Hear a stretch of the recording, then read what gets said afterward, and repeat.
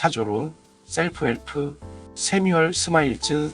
저자 세뮤얼 스마일즈는 스코틀랜드에서 11명 중 장남으로 태어나 14살 때 학교를 중퇴하고 의사 밑에서 보조일을 하다가 대학에서 의학 공부를 했습니다. 그 스스로가 역경을 극복하고 작가로서 성공을 했습니다.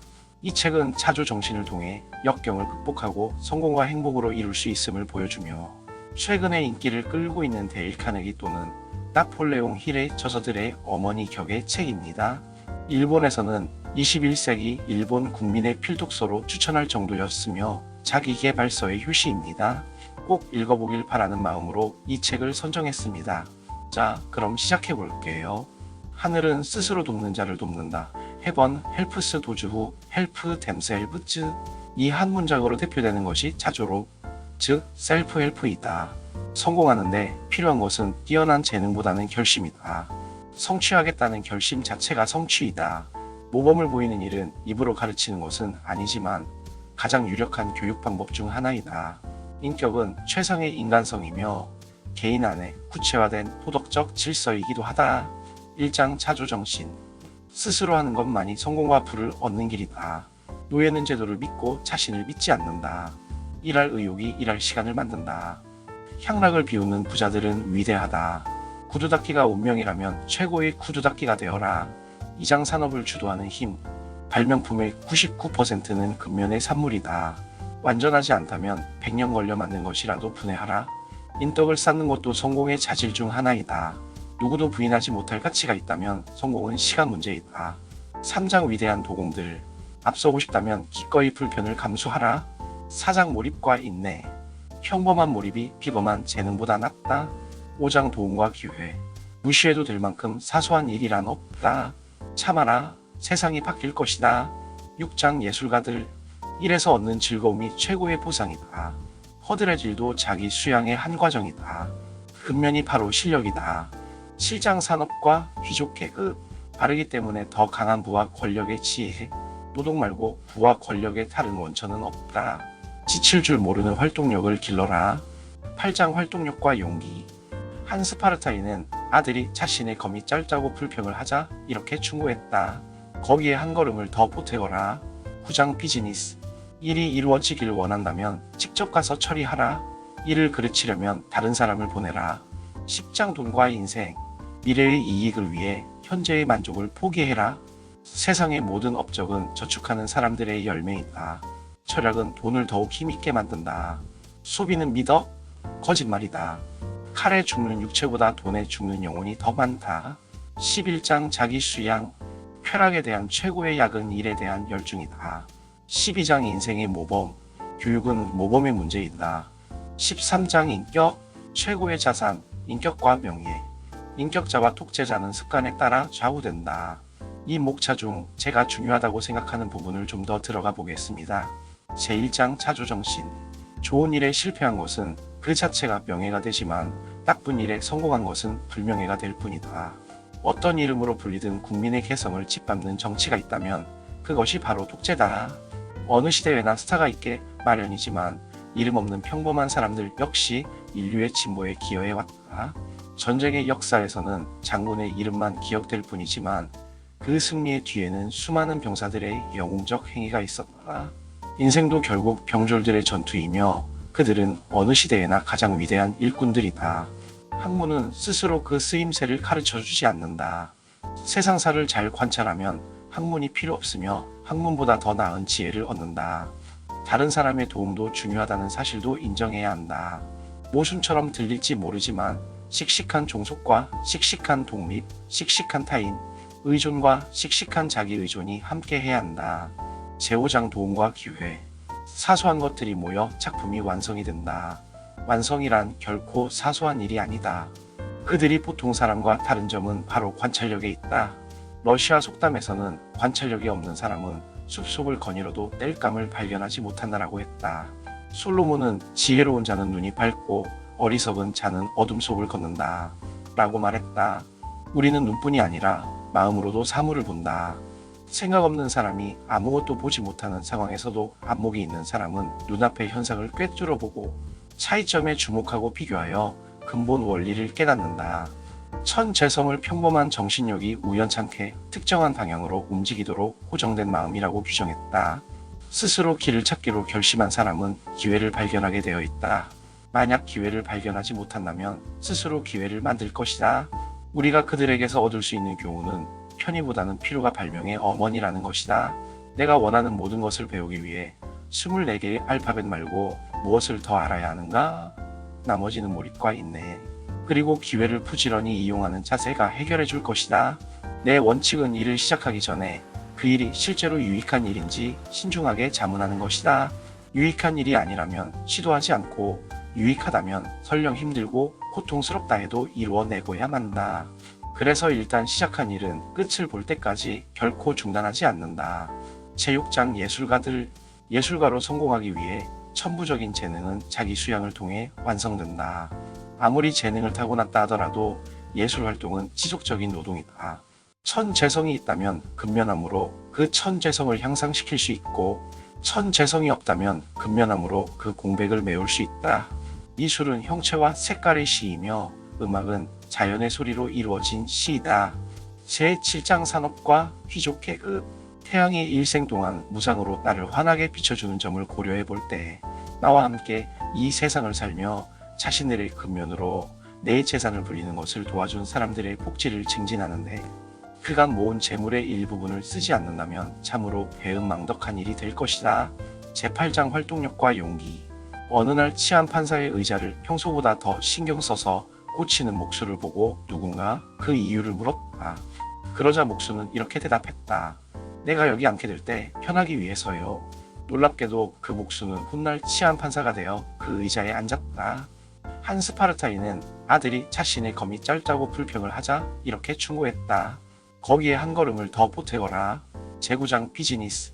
어떤 직업에서든 성공하기 위해서는 세 가지, 즉 소질, 연후, 실행이 필요하다. 일이 이루어지길 원한다면 직접 가서 처리하라. 일을 그르치려면 다른 사람을 보내라. 당신은 앉아 있었고 저는 일어나 움직였죠. 당신이 침대에 누워 불을 즐기는 동안 저는 아침 일찍 일어나 열심히 일했습니다.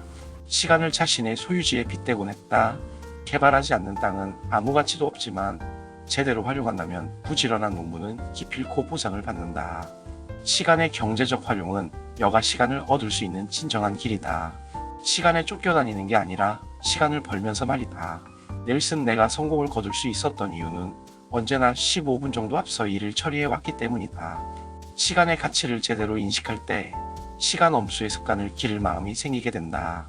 약속 시간에 맞춰 오는 사람은 자신의 시간뿐만 아니라 상대방의 시간까지 존중해 준다는 예의의 표현이다. 시간 엄수는 얼마나 존중하고 있는지 시험하는 방식이 된다. 또한 성실성의 문제이기도 하다. 일종의 계약이다. 공자께서는 아침에 1시간을 잃어버리고 하루 종일 그 잃어버린 시간을 찾으러 다니는군요. 어떤 사람의 습관적인 지각은 그의 불규칙한 행동들 중에서 유일하게 규칙적인 측면이다. 최고의 비즈니스맨이 되기 위해서는 재빨리 상황을 파악하여 이를 밀어붙이는 능력이 필요하다. 일의 요령도 중요한데 이는 관찰과 경험을 통해 개발될 수 있다. 제10장 미래의 이익을 위해 현재의 만족을 포기하라. 검소하며 절약하는 사람은 또한 사려 깊은 자임에 틀림없다. 그는 현재를 위해 살 뿐만 아니라 절약 정신으로 미래를 예측하며 대비하기 때문이다. 그는 또한 극기의 미덕을 실천하는 절제가이기도 하다. 극기를 가르치는 최악의 교육이 극기를 제외한 다른 모든 것을 가르치는 최고의 교육보다 낫다. 그러므로 미래의 유익을 위해 현재의 만족을 희생하는 극기의 교훈은 우리가 인생에서 배워야 할 결정적인 가르침 중 하나이다. 세상의 모든 업적은 저축하는 사람들의 열매이다. 그날 벌어 그날 써버리는 사람들은 언제나 열등한 계급으로 남아있을 것이다. 세상 사람들은 언제나 두 부류로 나뉘어 있었다. 저축을 하는 사람들과 써버리는 사람들, 검약하는 사람들과 낭비하는 사람들로 말이다. 자신들의 자원을 낭비하는 사람들은 언제나 스스로의 노예였다. 인생의 앞날에는 반드시 대비해야 할 세 가지 중요한 우발적 사건이 있다. 실직, 질병, 그리고 죽음이다. 실직과 질병은 피할 수도 있지만 마지막 죽음은 누구에게나 불가피한 것이다. 하지만 현명하고 신중한 사람이라면 앞에 두 가지가 그 자신뿐만 아니라 생계와 안락을 그에게 의존하는 사람들에게 줄 고통의 압력을 되도록 완화시키려 할 것이다. 언제나 공색을 면하지 못하는 사람은 노예와 다름이 없다. 그는 결코 자신의 주인이 아니며 늘 남의 구속을 받고 남들이 자신에게 제시하는 조건을 받아들여야 할 위험에 처해 있다. 철학은 돈을 더욱 힘있게 만든다. 경제적으로 자립하기 위해서는 단순히 철학을 실천하기만 하면 된다. 예수도 그 무엇도 잃어버리지 않도록 남은 것들을 주워 모아라라고 말했다.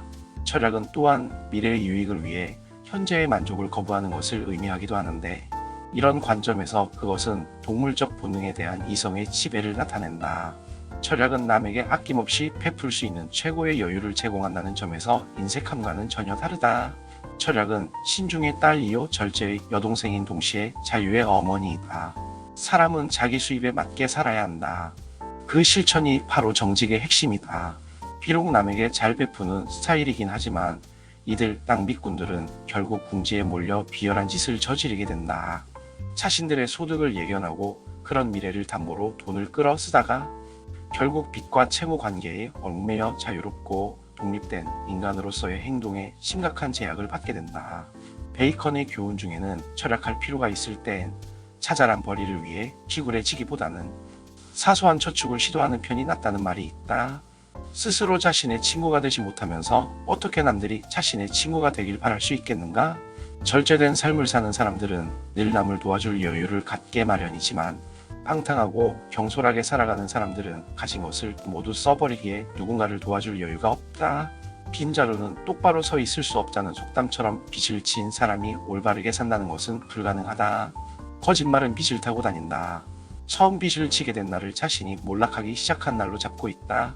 돈을 빌린 자는 슬퍼하게 되어 있다. 남들에게 돈을 빌려야만 얻을 수 있는 즐거움은 결코 사지 마라. 상대방이 스스로 빚을 갚을 능력이 안 된다면 빌려주지도 마라. 그리고 어떤 경우에도 돈을 빌리지 마라. 자신보다 더 가난한 부모가 주는 선물을 받지 않는다. 빚은 재난이다.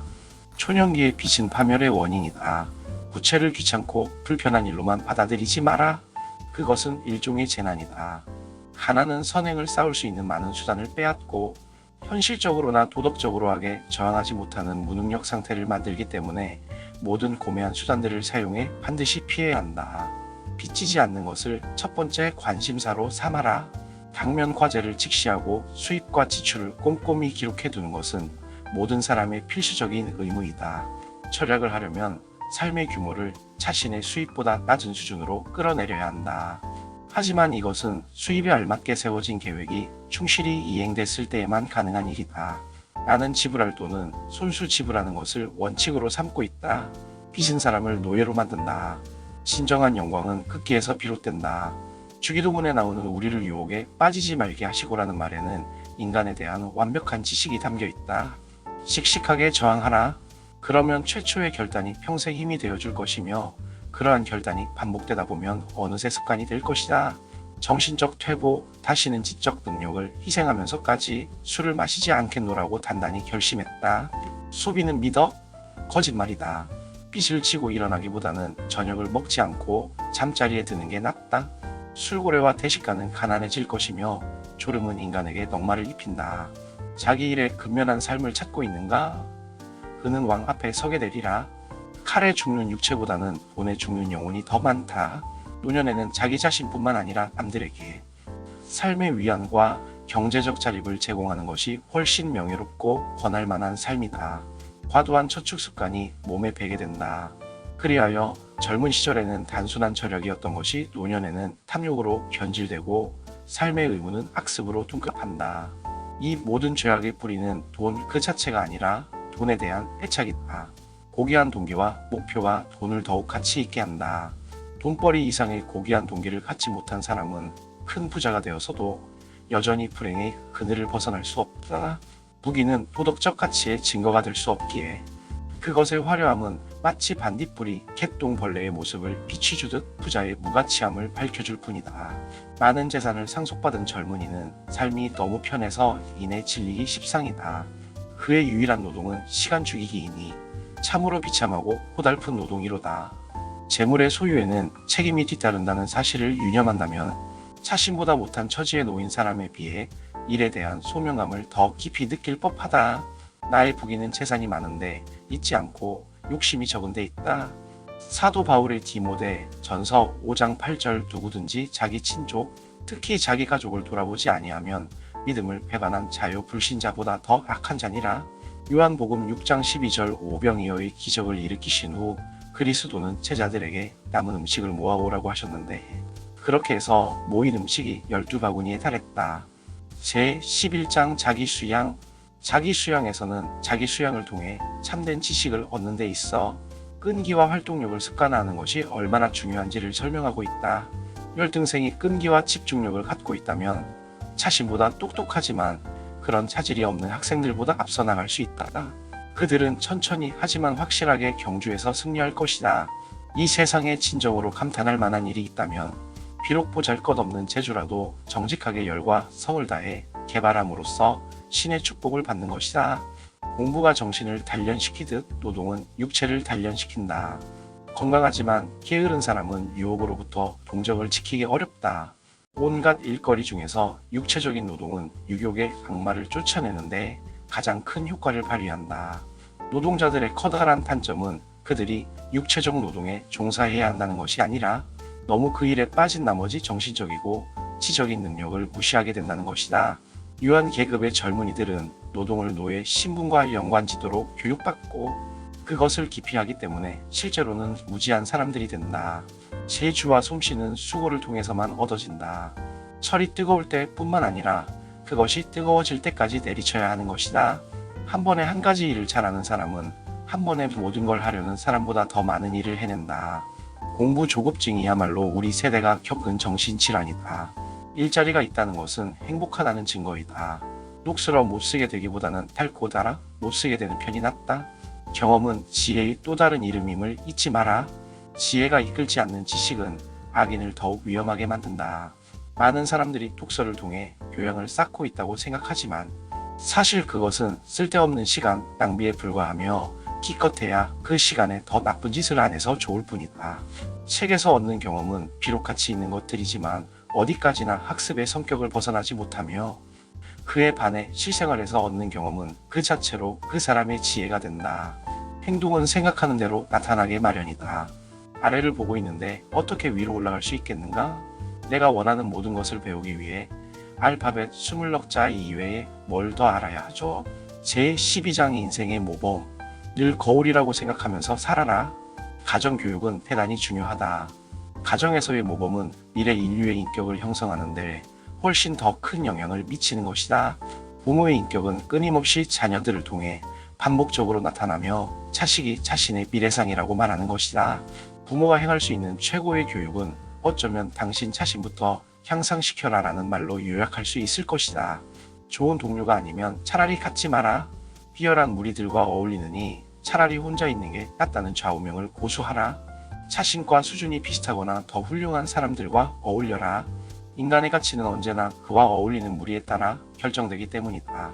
고매하고 지적인 사람들과 얻는 개인적인 이득은 이제껏 읽은 책들보다 그들을 통해 더 큰 지적 발전을 이루었다고 주저없이 말할 수 있다. 용기는 전염된다. 용감한 사람은 소심한 사람에게 영감을 주며 그들의 존재는 온몸의 전율을 일으킨다. 그래서 평범한 사람들도 영웅적인 지도자 밑에 있으면 곧잘 기적적인 용맹성을 발휘한다. 젊은이들에 내세울 수 있는 가장 귀중하고 가장 전염성 강한 모범 중 하나는 바로 명랑하게 일하는 자세이다. 남들도 열심히 일을 하도록 고무한다. 제13장 인격. 인격은 최상의 인간성이며 개인 안에 구체화된 도덕적 질서이기도 하다. 인격은 신용이라는 측면에서는 재산을 의미한다. 무기보다 더 커다란 힘을 행사하며 질투 없이 모든 명예를 차지한다. 명예, 정직, 언행 일치의 결과이기 때문이다. 천재의 모임을 구하되 인격자를 따른다. 감성 없는 지성, 실천 없는 지식, 선의 없는 총명 그런 힘은 해를 끼칠 뿐이다. 고결한 삶의 기준과 사고방식을 가진 사람은 그렇지 못한 사람보다 훨씬 일을 잘하게 마련이다. 자신이 의도하는 바를 정직하게 행함으로써 자신의 일에 인격의 숨결을 불어넣고 그 무엇도 날림으로 일하지 않는다. 인격은 습관의 총체이며 습관은 제2의 천성이다. 금주를 습관화한다면 폭음이 생리적으로 싫어질 것이다. 검약을 습관화한다면 개인의 삶을 통제하는 원칙에 따라 무분별한 낭비에 반감을 갖게 된다. 원칙이 동요되기 전의 상태를 회복하기까지는 오랜 시일이 걸린다. 습관은 진주 목걸이와 같아서 고리를 하나 풀면 모든 게 풀려버린다. 처음의 습관은 거미줄처럼 힘이 없지만 일단 몸에 밴 후에는 쇠사슬 같은 구속력을 발휘한다. 5살이 되기 전이나 최소한 22살이 되기 전에 평생 가는 인격을 형성해야만 한다. 그래서 새로운 지식을 얻는 것보다 기존의 지식을 내버리는 게 더 어려운 법이다. 사람을 새 사람으로 만든다는 것은 대개의 경우 불가능한 일이다. 가장 현명한 습관은 좋은 습관을 들이기 위해 애쓰는 습관이다. 행복도 습관이 될 수 있다. 사물의 긍정적인 면을 바라보는 습관이다. 많은 지식과 소양을 갖추는 것보다는 행복한 마음, 몸과 짐과 좋은 성격을 갖춘 온화한 인간을 길러내는 것이 훨씬 더 중요하다. 대인 관계에서의 상냥함은 자연 만물에 색깔을 입혀주는 빛의 조용한 영향력과 같다. 정신이 가난한 자야말로 진짜 가난뱅이이다. 모든 것을 잃었어도 용기, 명랑, 희망, 미덕, 그리고 자존심을 가졌다면 여전히 부유한 사람이다. 자, 여기까지입니다. 한 줄 한 줄 놓칠 수 없는 말들이네요. 여러 번 듣다 보면 여러분의 마음속으로 이 문구들이 들어가겠지요. 감사합니다.